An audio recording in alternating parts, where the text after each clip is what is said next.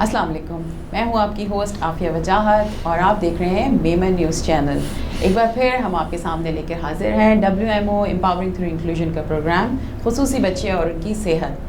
ہماری کوشش ہوتی ہے کہ ہم ہر ہفتے آپ کے پاس ان لوگوں کو لے کر آئیں یا ان ڈاکٹرز کو یا ان مہمانوں کو لے کر آئیں جو آپ کو بہت سی ایسی معلومات دے سکیں، بہت سی چیزیں بتا سکیں جن کے بارے میں ہم ابھی تک اویئر نہیں ہیں یا ہمیں پتہ نہیں ہے کہ علامات کیا ہوتی ہیں، جس کی وجہ سے تھوڑا سا ڈیلے بھی آ جاتا ہے، علاج میں کمی رہ جاتی ہے اور پھر بعد میں جو ہے اس کے علاج میں جو ہے مشکلات کا سامنا کرنا پڑتا ہے.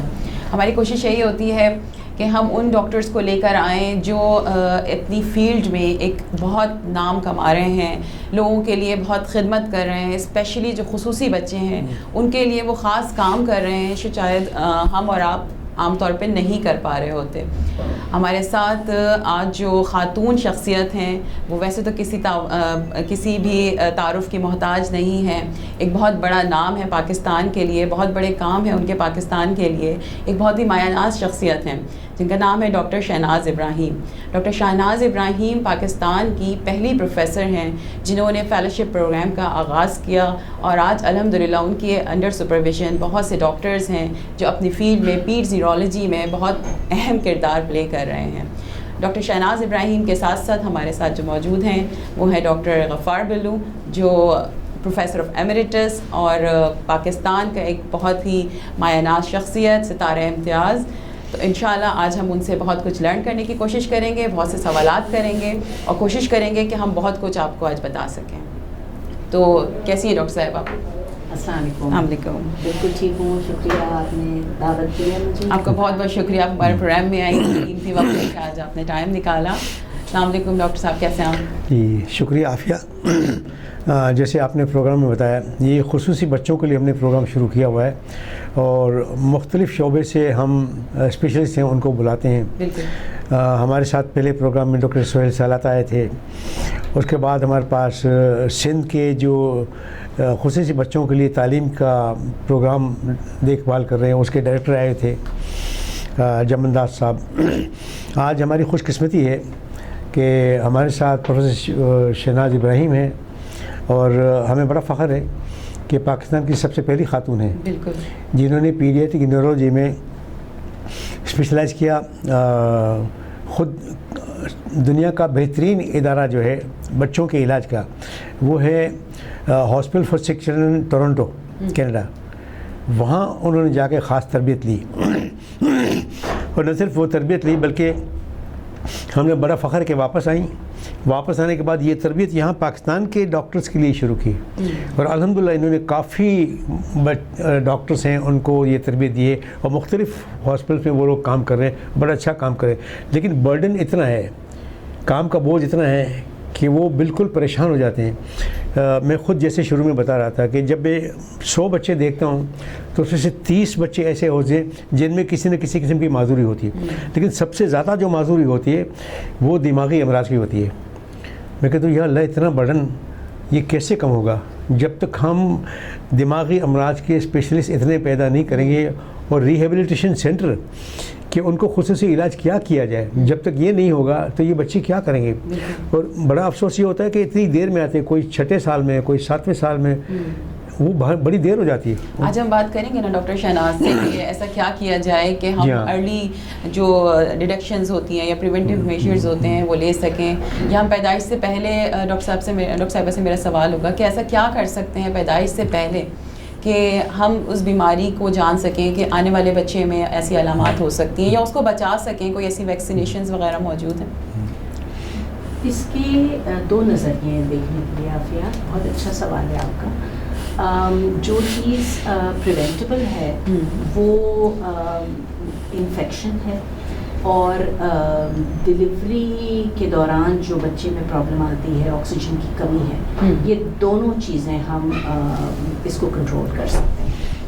انفیکشن کے لیے سب سے ضروری ویکسین جو ہے، سب سے کامن انفیکشن جو ماں کو حمل کے دوران اگر ہو جائے خاص طور پہ پہلے 3 مہینے میں تو بچے میں سگنیفیکنٹ بہت زیادہ ڈسیبلٹی ڈیولپ ہو جاتی ہے جس میں دماغ کا جو ہے مین رول ہوتا ہے. ہم اس کو روبیلا کہتے ہیں، اور اس کی ویکسین اویلیبل ہے، جو کہ میرا اپنا یہ خیال ہے کہ اس کو ہمیں EPI میں شامل کر دینا چاہیے. یہ MMR جو ہے، یہ روبیلا ویکسین جو ہے وہ کمپلسری نہیں ہے ابھی تک، اور وہ EPI میں شامل نہیں ہے. ڈاکٹر بلو آپ مجھے کریکٹ کر سکتے ہیں اگر میں غلط کہہ رہی ہوں، لیکن میرا اپنا یہ خیال ہے کہ ایک تو 15 مہینے پہ جو میزلز لگتا ہے اس کو روبیلا کے ساتھ دینا چاہیے، جو نہیں ہو رہا ہے، اور دوسرا ایک اور ریپیٹ ہونا چاہیے 10-15 سال کی بچیوں خاص طور پر. ایک خوشخبری یہ ہے کہ ہماری جو گورنمنٹ کی ایڈوائزری باڈی ہے، national immunisation technical advisory group, میں اس کا ممبر ہوں، تو ہم نے اس کے ذریعے سے اس کو اب کمپلسری بنایا ہے کہ 15 مہینے سے نیچے کے جو بچے ہیں ان کو 2 ڈوز لگ جائیں MR، measles and rubella MR، تو یہ بہت بڑا فائدہ ہو جائے گا. لیکن ڈاکٹر شہناز کہہ رہی ہے اس کے لیے ایک اور بھی ہے کہ ہمارے یہاں جو 15 سال سے نیچے کی جو بچے ہیں ان کو سب کو روبیلا ویکسین لگ جائے. تو یہ جو اب آنے والا ہے اس میں، جیسے ابھی ٹائیفائڈ ویکسین ہم نے انٹروڈیوس کرا دی، کیا وہ گورنمنٹ کے پروگرام میں نہیں تھی، لیکن پچھلے سال جو وبا پھیلی تو اب یہ روبیلا جو ہے اس کو بھی ہم نے کہا ہے کہ بھئی آپ MMR نہیں دیتے تو کوئی بات نہیں، لیکن MR تو دیں. تو گورنمنٹ نے مان لیا کہ ہم MR دیں گے، وہ ہمارے پروگرام کا حصہ ہوگا اور یہ فری آف کاسٹ ہوگی. تو ایک تو انفیکشن کو پریونٹ کرنے کی، اس میں حمل کے دوران جو انفیکشن ہوتا ہے اس میں اور بھی بہت سے جراثیم ہیں، لیکن انفارچونیٹلی ہر چیز کا ویکسین نہیں ہے، لیکن جس کی ہم کر سکتے ہیں وہ ہمیں کرنا چاہیے. ٹیٹنس تو بہت پہلے سے پروگرام میں آ گیا ہے. جی ہاں، وہ آ گیا ہے. ٹیٹنس تو ماؤں کو لگتی ہے، اور ہم اتنا ٹیٹنس نیونیٹل ٹیٹنس نہیں دیکھتے. ڈاکٹر بلو کے ساتھ کام کیا تھا بہت سالوں پہلے، تو وہ ٹیٹنس کا پورا وارڈ تھا، اور پورا وارڈ ماشاءاللہ سے وہ جو ڈاکٹر بلو نے لے کے گئے ہیں اس زمانے میں، تو ٹیٹنس تو بہت کم ہو گیا. لیکن اس کے ساتھ ساتھ یہ بھی ہدایت کرنی چاہیے کہ ماؤں کو، اور خاص طور پہ حمل کے دوران بہت زیادہ کراؤڈڈ پلیسز میں نہیں جانا چاہیے، یہ محفلوں میں، بازاروں میں، کیونکہ اس دوران انفیکشن لگنے کے چانسز بہت زیادہ. لیکن خواتین کے لیے تو روکنا بہت مشکل کام ہے نا یہ تو.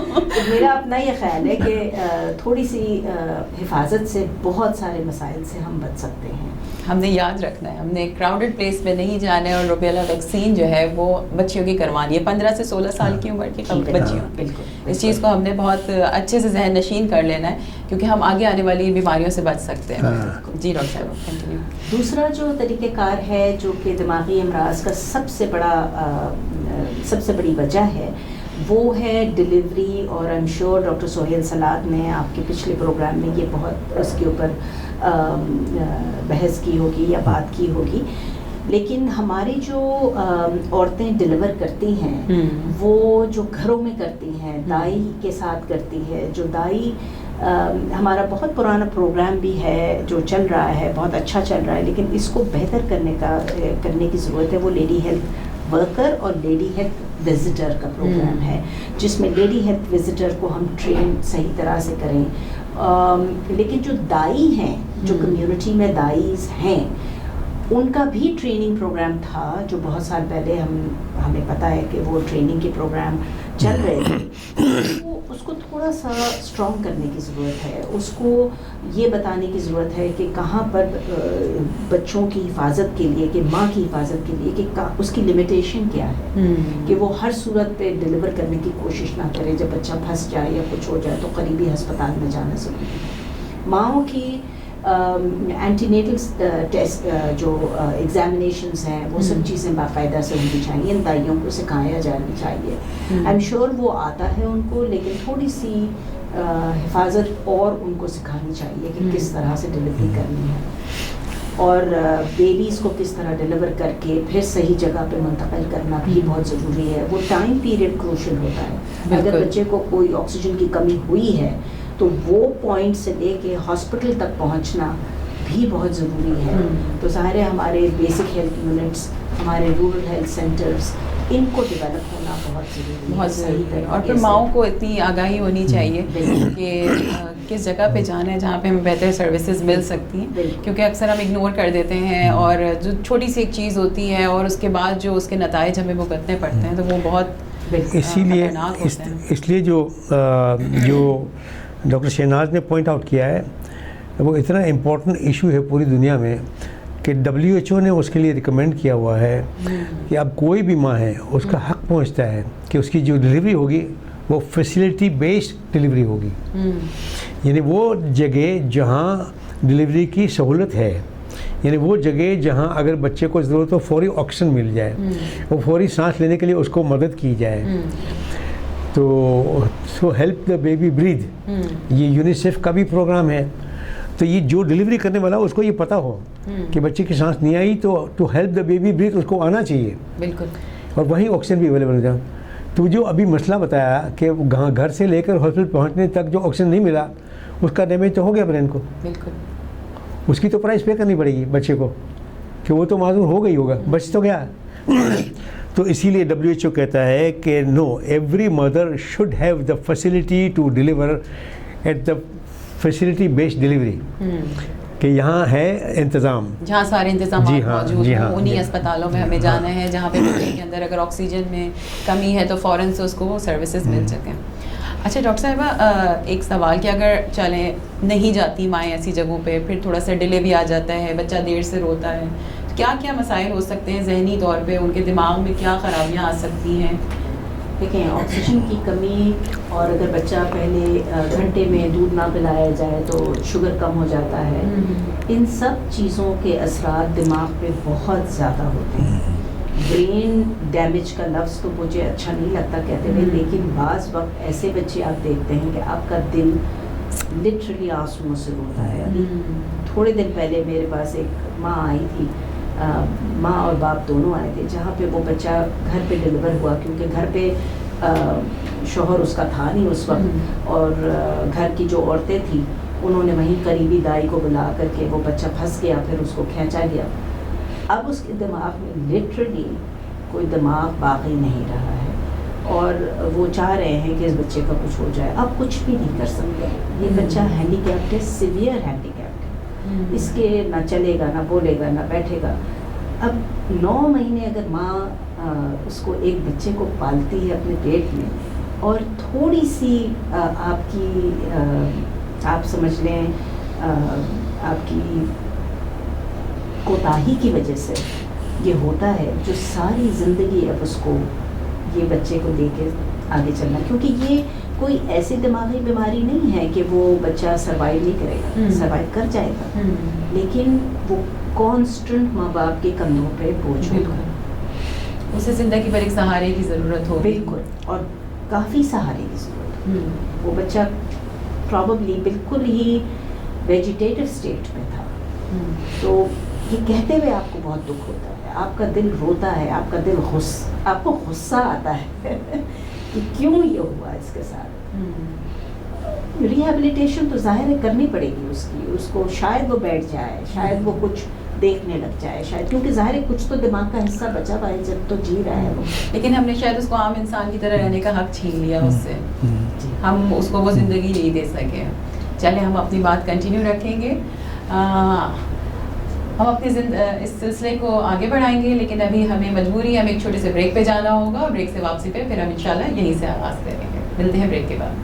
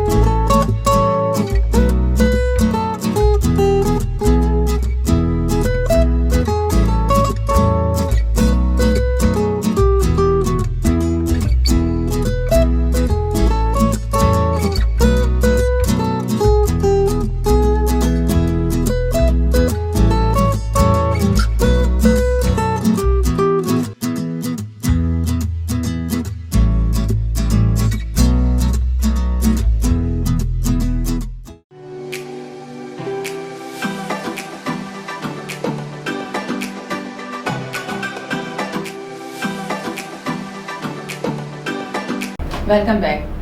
بریک سے پہلے ہم بات کر رہے تھے حاملہ خواتین کی ویکسین کے بارے میں, اور ڈاکٹر صاحب ہمیں بتا رہی تھی کہ چند لمحوں کا جو ڈیلے آ جاتا ہے, ہمیں ایسے ہاسپٹلس میں ہم نہیں جاتے جہاں پہ تمام سہولیات ہوں, یا اگر ہم بچے کی پیدائش سے پہلے ویکسینز نہیں لگاتے ہیں تو اس کے ہمیں کتنے خطرناک نتائج بھگتنے پڑتے ہیں. تو ہم وہیں سے باتوں کا سلسلہ کنٹینیو کرتے ہیں اور ڈاکٹر شہناز کی طرف ہم واپس چلتے ہیں. جی ڈاکٹر صاحبہ, آپ بتا رہی تھیں اپنے کچھ کیسز کے حوالے سے کہ کس طریقے سے جو ہے وہ ایک گھر میں بچے کی پیدائش ہوئی اور اس میں بچے کے ساتھ کیا نتائج جو ہے وہ سامنے آئے ہیں, اور کیا چیزیں ہو سکتی ہیں جن میں بچے میں اکثر میں نے دیکھا ہے بچوں کی پیدائش کے بعد پانی بھرا ہوا ہے ان کے دماغ میں, یا ان کے سر کا سائز چھوٹا ہے, اس طرح کی بھی چیزیں ہوتی ہیں, یا ان کی ریڑھ کی ہڈی میں ایک دانہ سا ہوتا ہے نچلے حصے میں, تو ان کی کیا وجوہات ہوتی ہیں, کیا ان کے حل ہو سکتا ہے؟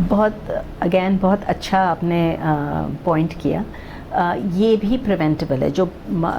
جو پیچھے جو دانہ ہوتا ہے اس کو ہماری ٹیکنیکل ٹرم میں میننگوسیل یا میننگومائلوسیل کہتے ہیں, اور اس میں سر میں بعض وقت پانی نہیں ہوتا اور بعض وقت ہوتا ہے.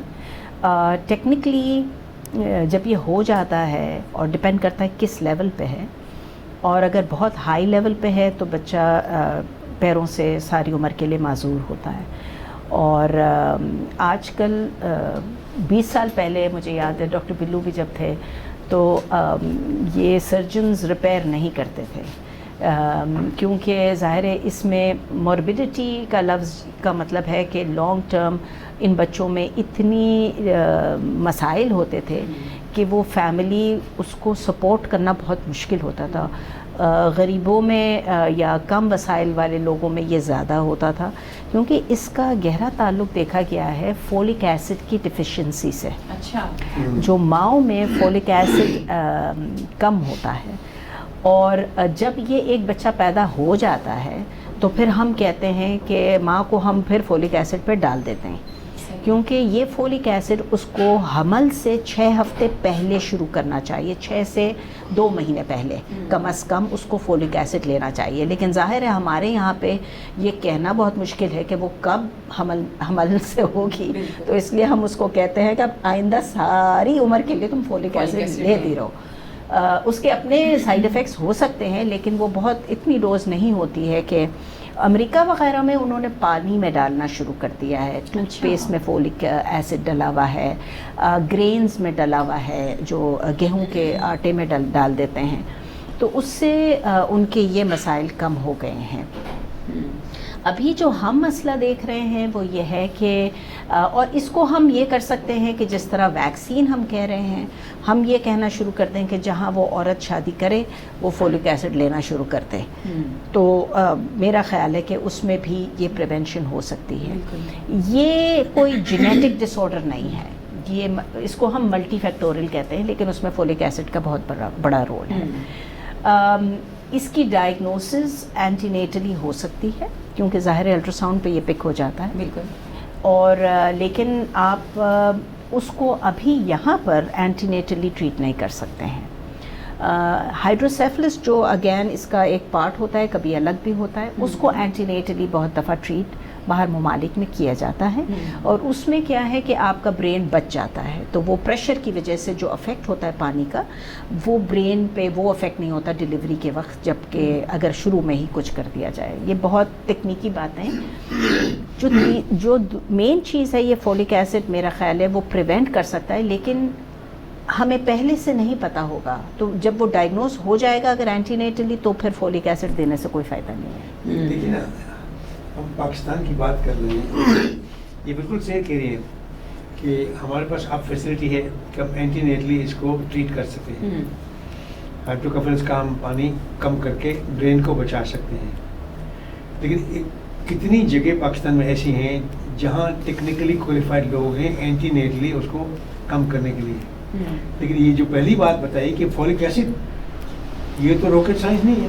بالکل.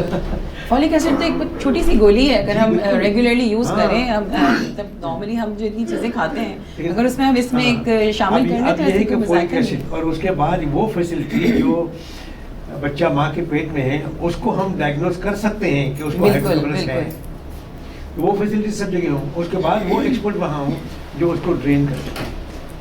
تو ورنہ تو جیسے ڈاکٹر صاحبہ نے بتایا کہ بھئی وہ اس کو بعد میں ہی علاج ہو سکتا ہے. جی, اور بعد میں علاج تو ہو سکتا ہے مگر ہائیڈروکیفالس دونوں کا دونوں جی جلدی سے ڈائگنوز ہو جائیں, اس کا علاج ہو, لیکن یہ چیز بچائی جا سکتی ہے ایک فولک ایسڈ سے.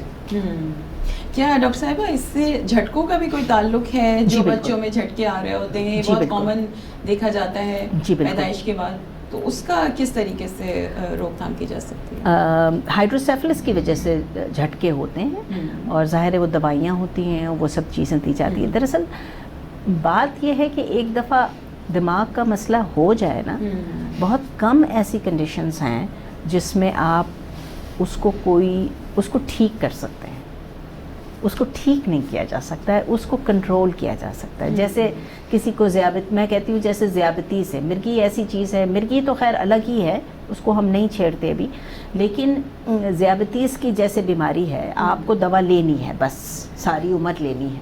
اسی طرح سے نیورولوجیکل ہینڈی کیپ اگر ہے یا کوئی اور اس کے ساتھ ایسوسیٹڈ کنڈیشن ہے, وہ سب کنٹرول ہو سکتا ہے لیکن ٹریٹمنٹ نہیں ہو سکتی ہے. اسی طرح سے کچھ میں اب ایک اور بہت امپورٹنٹ مسئلے پہ جاؤں گی, اور وہ ہے جینیٹک بیماریاں. جو دماغی امراض ہیں ہمارے ملک میں وہ آلموسٹ 60-70, ایک تو یہ آکسیجن کی کمی اور ٹراما اور برتھ ڈیفیکٹس ہیں, اور ایک ہے جینیٹک بیماریاں. اچھا. اور یہ جینیٹک بیماریاں 90%, 99% ان کا کوئی علاج نہیں ہے, اور یہ آپس میں شادیوں کی وجہ سے زیادہ ہوتی ہیں. یہ میں نہیں کہوں گی کہ شادی آپس میں نہیں ہے تو نہیں ہوگا, لیکن کیونکہ ہم بہت انٹر میرج کر رہے ہیں, بہت زیادہ, اور ٹھیک ہے اسلام میں جائز ہے, لیکن اس کی جو رسک پروپورشنیٹ کنسینگوینٹی کے ساتھ ہے, آپس میں شادیوں کے ساتھ ہے, وہ بہت ہائی ہے.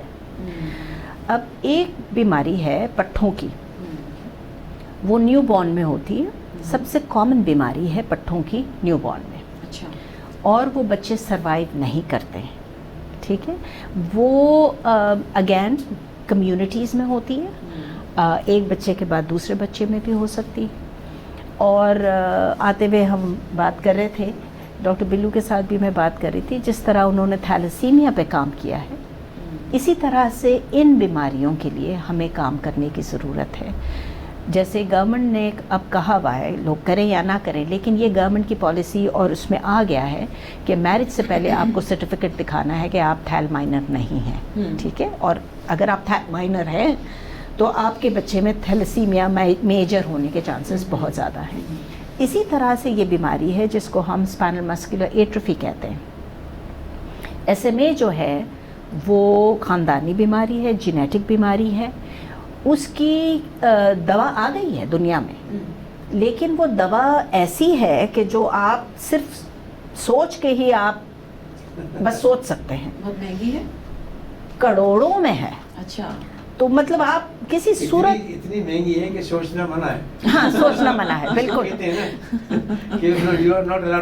مطلب ایک بچے کو خان میں یہ ملی ہے, اور وہ بھی ڈونیشن کے تھرو, کیونکہ وہ ظاہر ہے they want to make the third world کہ بھئی یہ دوا ہم دے رہے ہیں اور ہم نے کتنا اچھا کام کیا ہے, پرابیبلی اس وجہ سے ملی ہے.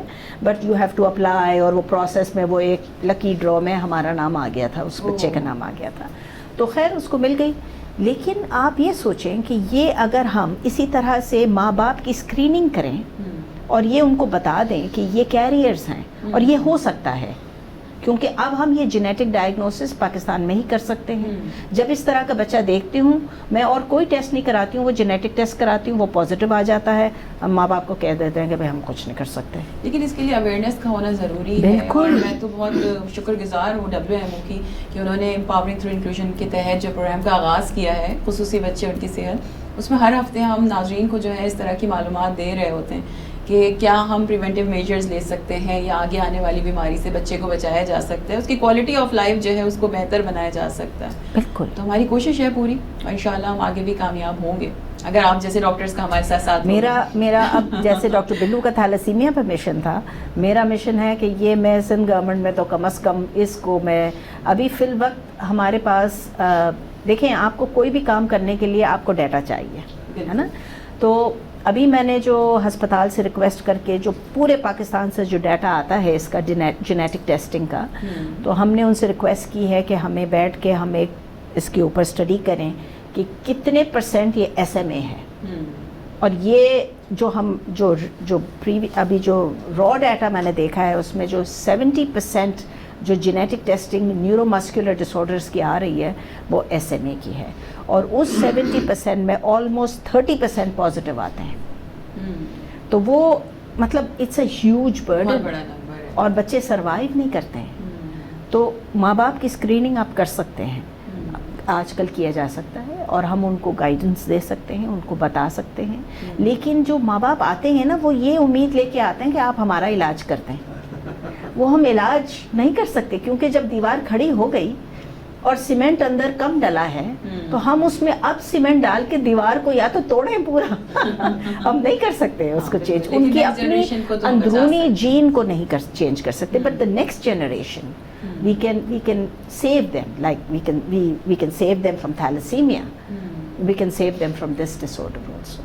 And the pain, جو درد جو ماں باپ اس بچے کو، کیونکہ یہ بچے مینٹلی الرٹ ہوتے ہیں، اور اس کو دیکھنا کہ وہ بچہ سانس نہیں لے پا رہا ہے انتہائی کرناک بیماری ہے. جس طرح پولیو ہے، اگر بچے کو پولیو ہو جائے جو کہ پریونٹیبل ہے، اگین وہ بھی ایک پریونٹیبل کنڈیشن ہے، خدارہ اپنے بچوں کو پولیو کی ویکسین لگوائیں، خدارہ اس موذی مرض سے ہمارے ملک کو دور کریں. وہ بھی نیورولوجیکل ہے. ہمارے پاس ایک بچی ہے آج 30 سال کی ہو گئی ہے، وہ پراببلی واحد بچی ہے جو پولیو سے 30 سال سے سروائیو کر رہی ہے. وہ مشین پہ ہے، ہینڈز میں کام کر رہی ہے، لیکن اس کو ساری سہولتیں جو دی گئی ہیں وہ وینٹیلیٹر پر ہے، موبائل کا گاڑی ہے اس کے پاس، کام کر رہی ہے. لیکن آپ کتنے ایسے بچوں کی آپ پرورش کر سکتے ہیں؟ ایک قطرہ پولیو کا، صرف ایک ویکسین جس میں ہم بہت ریزسٹ کر رہے ہوتے ہیں، اس ویکسین کے لیے بہت ساری ایسی باتیں ہیں جن کے بنا پر مائیں نہیں ایگری کر رہی ہوتی. بالکل. کچھ لوگوں کا کہنا ہے ویکسین سے انفرٹیلیٹی ہوگی یا کچھ اور وجوہات، تو میرے خیال سے کرمانی چاہیے، ہم آگے محفوظ کر سکتے ہیں بچوں. اویئرنیس کے پروگرام سے دنیا میں بڑے بڑے ایگزامپلس ہیں کہ ڈیزیز کو بالکل ختم کر دیا گیا ہے. لیکن تھیلاسیمیا اٹلی سے ختم ہو گیا، اسپین، اور ڈیزیز وہیں کی ہے نا، میڈیٹرینین اینیمیا کہتے تھے، اور میڈیٹرینین کنٹری کون سے تھے؟ اٹلی اور اسپین. تو یہاں کے تھے اور وہیں سے بالکل پہلے ختم ہوا. تو اویئرنیس سے کہ ماں باپ کو اویئرنیس کیا گیا کہ تھیلاسیمیا مائنر ہے تو آپس میں میرجز نہ کریں. ہمارے اپنے خاندان میں تھیلاسیمیا بہت ہے، لیکن ہمارے اپنے خاندان میں پچھلے 3 سال سے کوئی انٹر میرج ہوئی نہیں. اور میمن کمیونٹی میں ہم نے جو اٹھایا کہ تھیلاسیمیا ایلیمینیشن پروگرام، تو پچھلے 3 سال میں میمن کمیونٹی سے ہم نے تھیلاسیمیا ایلیمینیٹ کر دیا. ایگزامپل کس کا دیا؟ بوری کمیونٹی کا دیا، ہماری کہ بھائی یہ کر سکتے ہیں، ہم کیوں نہیں کرتے. پھر پاکستان سندھ گورنمنٹ سے لا پاس کروایا. تو اویئرنیس کریں، پریونشن ہو سکتا ہے. تو نیورولوجیکل ڈیزارڈرز اتنے ہیں کہ جو پروفیسر شہناز پروگرام لے کے آگے چل رہی ہے اس کو بہت آگے لے جانا پڑے گا، اور بہت ساری بیماریاں پریونٹ کر سکتے ہیں. اب دیکھیں نا، روبیلا کا ایگزامپل آ گیا، فولک ایسڈ کا ایگزامپل، کتنی سمپل چیزیں، پولیو کے ڈراپ کی طرح ہے. یہ ویکسینز اویلیبل ہوتی ہیں ڈاکٹر صاحبہ ایزیلی مارکیٹ میں اور ہاسپٹلس میں؟ بالکل تمام اویلیبل ہیں، اور اتنی کوئی خاص ایکسپینسو بھی نہیں ہوتی. یہ تو گورنمنٹ کے ہیں، پولیو تو آپ کا گورنمنٹ کا ویکسین ہے. آپ نہیں، روبیلا جی. اب ڈاکٹر بلو آپ بتائیں کہ کیا نیا اس کا وہ ای پی آئی میں؟ ہم تو پہلے تو چاہتے تھے کہ بچوں کو یہ روبیلا مل جائے تاکہ ان کو لائف لانگ پروٹیکشن مل جائے. جیسے میزلس کے 2 dose lifelong protection, rubella کے 2 ڈوز لائف لانگ پروٹیکشن. لیکن اس کے باوجود ظاہر ہے کہ پاکستان میں جو بچے ہیں ان میں جو کوریج جو ہے نا وہ 60-70-60، اس کا مطلب 30-40% بچے رہ گئے. ان کے لیے ہم کہتے ہیں کہ روبیلا کمپلسری بنایا جائے before the age of 15 years بچیوں کو. اسکول لیونگ ہم اس لیے نہیں کہتے کہ اسکول لیونگ تک پہنچتی نہیں 15 سال تک بچیاں، کوئی 4تھی کلاس میں چھوڑ دیتی ہیں، کوئی 3ری کلاس میں چھوڑ دیتی. تو ہم کہتے ہیں 15 سال سے پہلے بچیوں کو 1 ڈوز روبیلا کا مل جائے تو لائف لانگ، تو ان کی پریگنینسی میں جو بچوں کو دماغی امراض ہوتے ہیں اس سے بچ جائیں گے. اس کے لیے ماؤں کا اور والدین کا آگاہ ہونا ضروری ہے، کیونکہ ہر بچہ اسکول نہیں جا رہا، جس طرح ڈاکٹر صاحب نے کہا کالج نہیں جا رہا. تو گھر پہ بڑوں کو پتہ ہوگا تو وہ اپنے بچوں کو اس سے محفوظ بھی رکھ سکتے ہیں. اور ایک بچے کے ساتھ پوری فیملی سفر کر رہی ہوتی ہے, ایک اکیلا وہ بچہ نہیں, پوری فیملی, اسپیشلی اس کی ماں جو ہے وہ ذہنی ایک اذیت میں مبتلا ہوتی ہے, گھر کو بھی دیکھنا اور اس بچے کو بھی دیکھنا. ہم اس بات کو مزید کنٹینیو کریں گے, ہمیں آگے ایک چھوٹے سے بریک کی طرف جانا ہے. ناظرین, ہم ایک چھوٹا سا بریک لیں گے اور اس کے بعد ہم مزید بہت اہم ٹاپک پہ بات کا آغاز کریں گے. ملتے ہیں بریک کے بعد.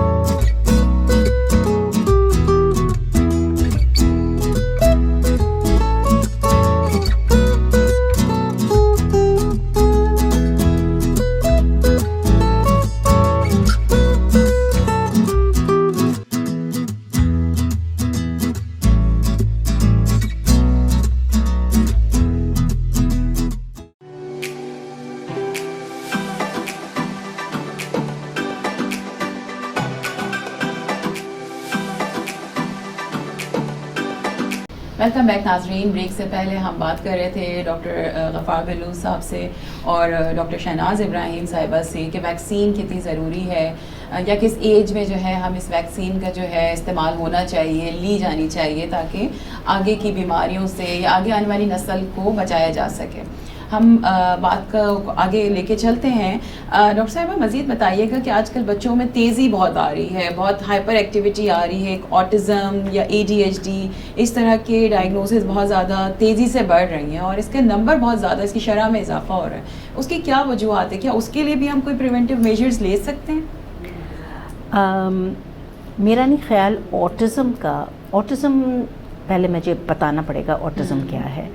آٹزم کے بچے انتہائی خوبصورت بچے ہوتے ہیں. پہلے تو میرے دل کے بہت قریب ہیں وہ. ان میں بولنے کی طاقت ہوتی ہے لیکن وہ گفتگو نہیں کرتے ہیں, کمیونیکیٹ نہیں کرتے ہیں. وہ ان میں کچھ ایسے بیہیویئرز ہوتے ہیں جو وہ پسند کرتے ہیں, تو ہلتے ہیں بہت زیادہ یا گول گول گھومتے ہیں, اور یوزلی دوسرے بچوں سے بہت زیادہ ملاپ یا لوگوں سے ان کا انٹریکشن وہ نہیں ہوتا جو آپ ایک نارمل بچے میں دیکھ سکتے ہیں. ہائپر ایکٹیو بچے, وہ ان میں ہائپر ایکٹیویٹی بھی ہو سکتی ہے یا پھر ہائپر ایکٹیو بچے کچھ اور بھی ہوتے ہیں. اب یہ کیوں ہو رہا ہے یہ کسی کو نہیں پتا. اچھا. ڈائگنوسس لیکن ڈیفینیٹلی اس کی یہ بڑھ رہی ہے, اور جو میں بھی دیکھ رہی ہوں, لوگ کہتے ہیں کہ آپ زیادہ اویئر ہو گئے, فزیشینز اویئر ہو گئے, لوگ اویئر ہو گئے, اس لیے وہ ڈائگنوز زیادہ کر رہے ہیں. لیکن 10 سال پہلے تک میں اویئر تھی, اور 10 سال پہلے بھی اتنے مریض نہیں دیکھتی تھی جتنے اب دیکھ رہی ہوں. میری ہر کلینک میں, اور ڈاکٹر بلو بھی شاید وہی بات کہیں گے, میں ایک نیا مریض ضرور دیکھتی ہوں, اور میں ہفتے میں 3 کلینک کرتی ہوں, تو آپ سمجھیں 3 مریض تو ہفتے میں دیکھ ہی لیتی ہوں, نیا, پرانے نہیں. اور آٹزم کے کچھ میرا اپنا ذاتی نظریہ یہ ہے کہ یہ جو پیرنٹنگ سٹائل ہے, جس طرح سے ماں باپ تربیت کر رہے ہیں اور ٹیکنالوجی کا یوز زیادہ کر رہے ہیں, اس کی وجہ سے بچے, شاید آٹسٹک نہیں والے بچے بھی اس طرح سے انٹریکٹ نہیں کرتے ہیں جس طرح ان کو کرنا چاہیے.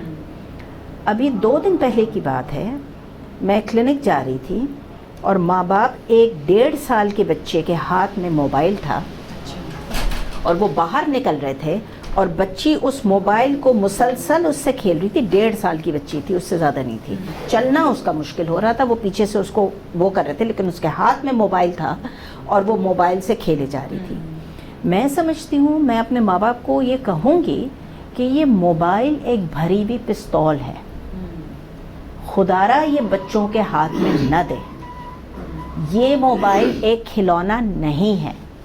ان کو وہ کھلونے دیں جو ان کی ذہن کو اور دماغ کو پختہ کریں. یہ موبائل کھیلنا ان کی ذہانت کی نشانی نہیں ہے. ان کے ذہن کو بہت ساری چیزوں کی ضرورت ہے، جس میں ماں باپ کا آپس میں بیٹھ کے ان سے ملاپ، ان سے باتیں کرنا، ان کے ساتھ کھیلنا. اور جو گیمز ہیں، جو پرانے گیمز ہیں، میں کہتی ہوں لوڈو ہے، اسکریبل ہے، سانپ سیڑھی ہے، کیرم بورڈ ہے، یہ سب کہاں چلے گئے؟ ذہنی صحت کو بہت زیادہ بڑھاتے ہیں. بیڈمنٹن ہے، برین کو یوز جی آپ برین یوز کر رہے ہیں، آپ انٹریکٹ کر رہے ہیں، کمیونیکیٹ کر رہے ہیں، آپ کو جیتنا اور ہارنا آ رہا ہے. اس میں کہاں آپ جیتتے اور ہارتے ہیں؟ اگر آپ کو 1 منٹ مجھے آپ دیں تو میں آپ کو بتاؤں میری اپنی جو آبزرویشن ہے. یہ پروفیسر شہناز کی آبزرویشن بالکل صحیح ہے. پیرنٹنگ جو ہے نا، پیرنٹنگ اسٹائل پچھلے 50 سال میں جو میں نے دیکھا ہوا ہے، تو بہت ساری چیزیں ایسی ہوئی ہیں جس کی وجہ سے آٹزم اور ADHD بڑھا ہے، اٹینشن ڈیفیسٹ ہائپر ایکٹیویٹی بڑھا ہے. بالکل. ایک تو یہ ہے کہ فریگمنٹیشن آف دا فیملی. نانا نانی دادا دادی اب بچوں کے ساتھ نہیں ہوتے، ماں اور باپ ہوتے ہیں. Number 2، majority of parents have started working. دونوں ورکنگ کر رہے ہیں، ماں بھی کام کر رہے ہیں، باپ بھی کام کر رہے ہیں. زیادہ سے زیادہ افورڈ کر سکتے ہیں تو نانی یا ماسی بچے کو لک آفٹر کرتی ہے. بالکل ایسے. پہلے یہ چیز نہیں تھی، اب یہ چیز آئی ہے. اسکرین ٹائم بچوں کا بڑھ گیا ہوا ہے. تو پروفیسر شہناز تو جانتی ہیں کہ برین کی جو ڈیولپمنٹ ہوتی ہے اس میں وائرنگ ہوتی ہے. یہ وائرنگ ہوتی ہے وہ پہلے 5 سال میں ڈیولپ ہوتی ہے. میکسیمم وائرنگ پہلے 2 یا 3 سال میں ڈیولپ ہوتی ہے. اس کے بعد تھوڑی سی جو رہے گی 5 سال کے بعد وائرنگ کمپلیٹ ہو چکی ہے اپنی. آپ نے ٹیپ ریکارڈر میں آپ نے فیڈ کیا اسی کو پلے کر سکتے ہیں آپ. اس کے علاوہ آپ اس میں سے آپ نے ایک چیز فیڈ کی ہوئی ہے، آپ بٹن دبائیے وہی چیز نکلے گی. تو یہ جو بچہ ہے اس میں آپ نے وہ فیڈ ہی نہیں کیا ہے جو نارمل سوشل بائنڈنگ ہوتی ہے. بالکل. پہلے ہم کیرم کھیلتے تھے، چاروں مل کے کھیلتے تھے. اب وہ بچہ اکیلا کھیل رہے ہیں. لوڈو کھیلتے تھے، وہ ساتھ مل کے کھیلتے تھے. ابھی بھی میں جاتا ہوں میرے بچوں کے پاس دبئی میں، میرے نواسے ہیں، سب سے پہلے کہتے ہیں نانا آج کون سی گیم کھیلیں گے؟ تو میں نے کہا کیرم، مجھے تمہیں ہرانا ہے. لیکن ہم نے اپنی آسانی کے لیے بچوں کو موبائل اس کے بعد لوڈو کی باری آتی ہے، اس کے بعد وہ بزنس کی بھی باری آتی ہے. سب بچے اسی طرح کھیلتے ہیں ماشاء اللہ. اور 14 سال کا میرا نواسا تھا، میں نے کہا تمہارا موبائل کہاں ہے؟ کہتا I am not allowed mobile, full stop. کہتا 15 سال کے بعد مجھے میرے ماں باپ موبائل دیں گے. مطلب ہم خود یہ ٹریننگ کر سکتے ہیں بچوں کی. تو وائی کی mobile to the 2-year-old child. American pediatric association کی recommendation 0 screen time below 2 years, 2 to 5 years 1 hour screen time. And 5 years کے بعد پیرنٹ کے ساتھ یا ٹیچر کے ساتھ you can increase the time. آپ دیکھیں کہ امریکن پیڈیاٹرک ایسوسیشن جس کو پوری دنیا کی گائیڈ لائن جو ہے وہ ملتی ہیں، وہ اپنے پورے ملک کے بچوں کے لیے کیا گائیڈ لائن دے رہا ہے آپ دیکھیں تو صحیح. ہم تو کہتے ہیں بھائی دس از آئی اوپنر. تو میں نے اپنے بچوں کو، اپنے بچوں کے بچوں کو یہ سکھایا ہوا ہے اور یہ عمل میں آ رہا ہے. تو کیسے یہ ہم لوگ باقی سارے لوگ کیوں نہیں عمل میں لا سکتے؟ تو میں نے یہ چھوٹی سی عرض تھی. آج کل کسی ماں کے پرس میں کوئی کھلونا نہیں ہوتا. اگر آپ کہیں بھی کہ کوئی کھلونا لائیں، اب تو میں یہ ہیبٹ بنا دیا ہے کہ وہ اس کے ہاتھ میں ہوگا نا ڈاکٹر صاحب تو ابھی دیا ہے، کبھی نہیں دیتے ہیں، اب بھی دیا ہے.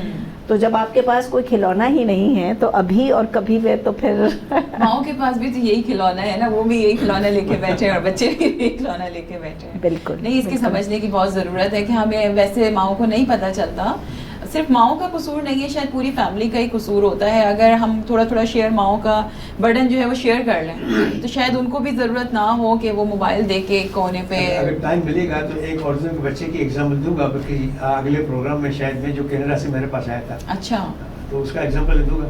وہ بھی آئی اوپنر ایگزامپل ہے انشاءاللہ, لیکن وہ تھوڑا ٹائم لے گا. آج مجھے نہیں لگتا کہ وہ ہم کور کر سکتے ہیں, لیکن سبسیکوینٹ پروگرام میں وہ کور اس لیے کرواؤں گا میں کہ یہ جو فیملی سیٹ اپ ہے اس کی میں ویلیو بتانا چاہتا ہوں. کہ اس کی فیملی ویلیو کتنی ہے. ماں باپ کام بھی چلے جائیں گے تو نانا نانی یا دادا دادی ہوتے ہیں, اس کو بالکل وہی تربیت دیتے ہیں. تو وہ ایک بچہ جو ہے بڑا, میری خود کی آنکھیں کھل گئی کہ یا اللہ اتنا فرق کہ جو بچہ 4 سال میں اوٹزم سے صحیح نہیں ہو سکتا ہے وہ کیسے صحیح ہوا. تو اگلے پروگرام میں کبھی اوٹزم کی بات ہوئی تو ہم بات کریں گے انشاءاللہ. جی. لیکن ماں باپ کی ٹریننگ, نانا نانی کا ہونا, دادا دادی کا ہونا, اس کی 5 سال کی جو تربیت ہے, جو برین ریکارڈ کرتا ہے وہی پلے کرے گا. تو تمام چیزوں کو ہم نے دیکھنا ہے, ہر لحاظ سے بچے کی صحت کو آگے دیکھنا ہے. اس میں اگر ڈاکٹر صاحبہ بچے کو تیزی اگر آ رہی ہے, جس طرح سے بھی ہم بات کر رہے ہیں, تو کیا میڈیکیشنز کی بھی نیڈ ہوتی ہے کسی لیول پہ جا کے, یا صرف ریہیبلیٹیشن کے تھرو ہی جو ہے کور کر سکتے ہیں؟ بہت سی چیزیں ریہیبلیٹیشن سے سارٹ آؤٹ ہوتی ہیں. تو میں یہ نہیں کہوں گی کہ دوائیاں نہیں دیتے ہیں یا نہیں دینی چاہیے, لیکن میں جو ہوں اس کو فرسٹ آپشن نہیں دیتی ہوں. اچھا. میں پہلے ہمارے یہاں پہ ادارہ ہے چائلڈ ڈیولپمنٹ ریہیبلیٹیشن سینٹر آغا خان میں, اس کی اسیسمنٹ کے لیے بھیجتے ہیں, کیونکہ بہت دفعہ بچے جو ہائپر ایکٹیو نظر آتے ہیں وہ اصل میں بہت سی وجوہات کی وجہ سے ہوتا ہے.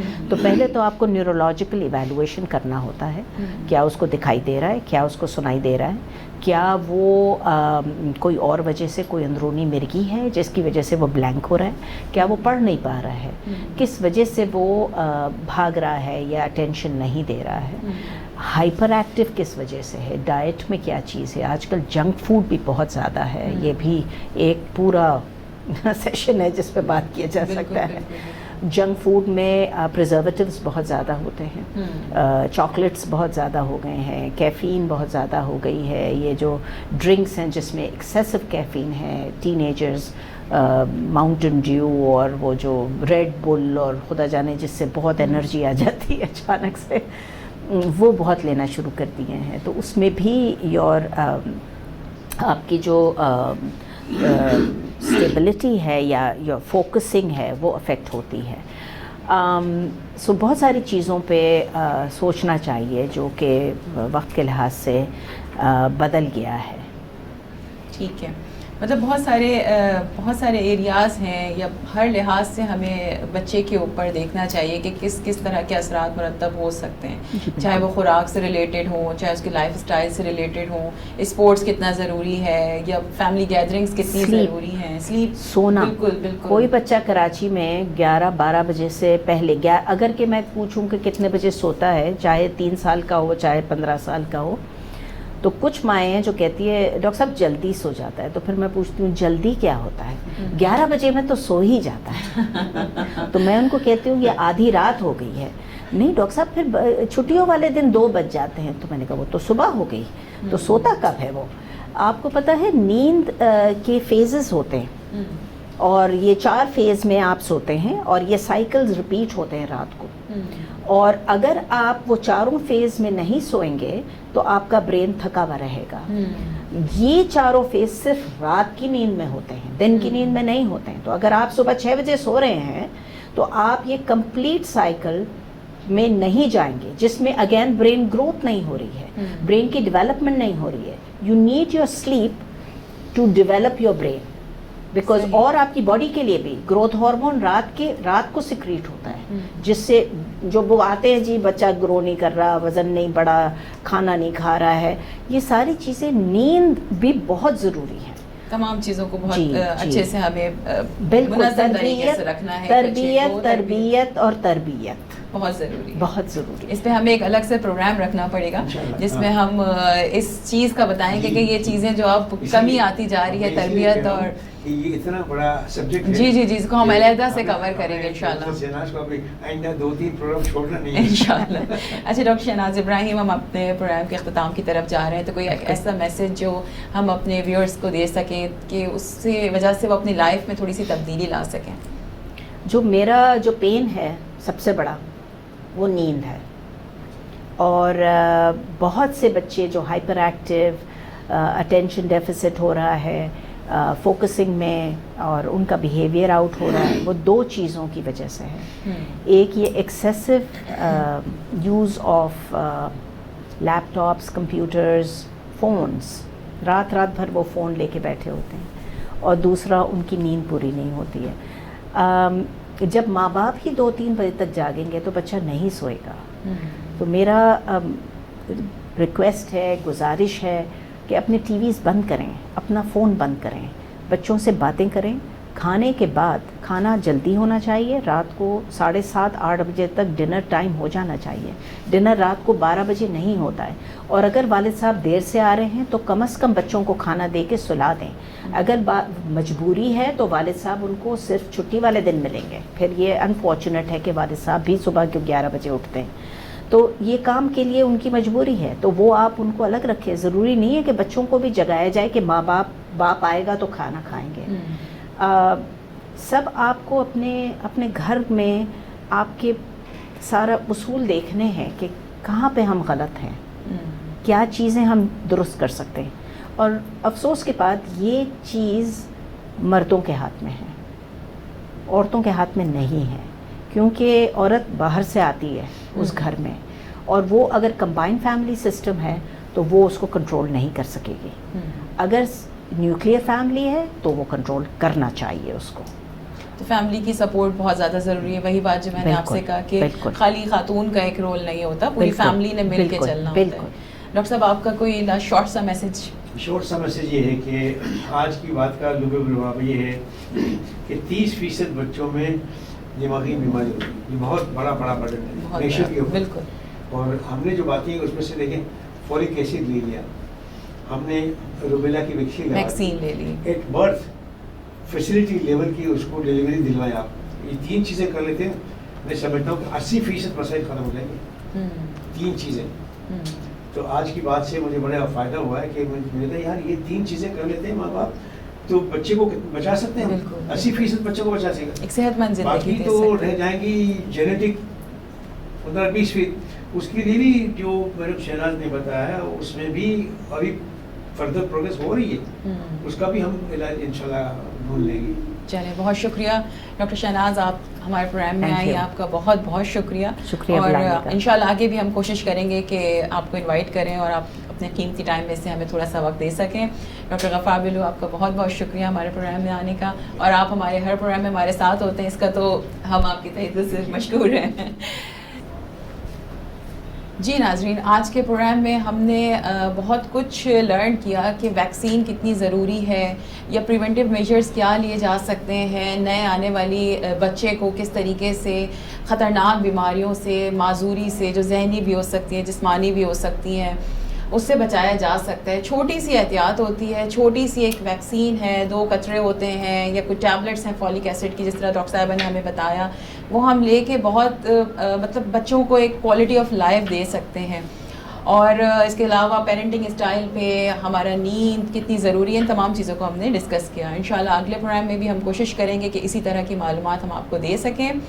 اس کے ساتھ ہی اپنی ہوسٹ عافیہ وجاہت کو آپ کے اپنے چینل میمن نیوز چینل سے آپ کے اپنے پروگرام خصوصی بچے اور ان کی صحت، جو کہ یاد رکھیں WMO کے تعاون سے امپاورنگ تھرو انکلوژن کے تحت آپ کے سامنے پیش کیا جا رہا ہے. اس سے اجازت چاہیں گے. اپنا بہت سا خیال رکھیے گا، اپنے بچوں کا خیال رکھیے گا. اللہ حافظ.